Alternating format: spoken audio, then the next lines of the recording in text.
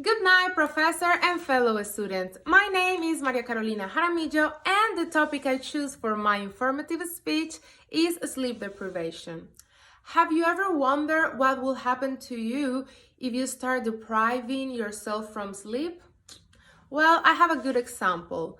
Gary Gardner, the world's Guinness record winner, he deprived himself from sleep during 264 hours, which are 11 days.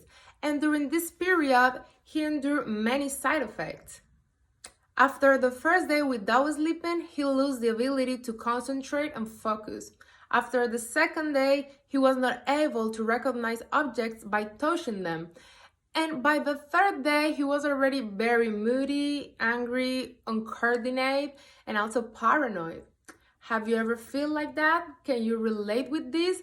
Well, probably that's because society is making lack of sleep something normal. We lack sleep because we want to be productive, because we want to do the most in every day, and we schedule ourselves so much that we don't allow time for rest. And rest is very important, not only for your mental health, but also for your physical health. Because the DNA reparation gets in the cell when the cell is able to regenerate. And the cells are only able to regenerate when you are sleeping, because your body is not only regenerating your cells, but your tissues, organs, and all the functions inside your body. So, well, we know the short-term side effects. Randy get over them just by sleeping. But I wonder what will happen in the long term? Because we know by fact that sleep deprivation is linked with health problems and also with brain injuries like Alzheimer. So let me tell you how much you sleep every day and why you don't consider important sleep maybe. Did you know that the normal time for an adult is from 6 to 8 hours of sleeping? And for a kid or a young adult, the time is 10 hours. But I don't even remember a night in my teenage when I sleep like 10 hours because, as I say, I believe sleep is a social construction. And let me explain you this. People in society, there's two kinds of them: procrastinators and very productive people.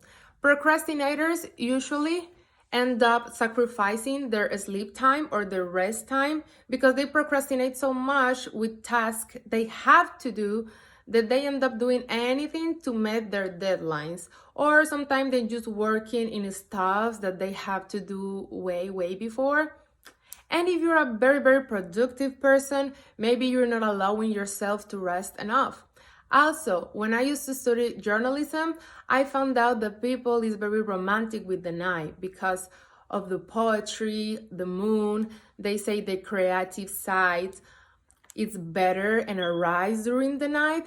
But no, if you're a college student, you really need to sleep.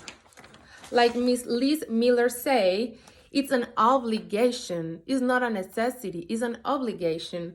Because getting a good night's sleep is the best thing in order to succeed, not only in college, but in life.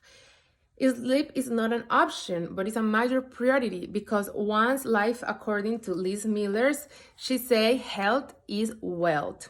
Thank you very much for listening. And if you haven't slept in this past day, please allow yourself some rest.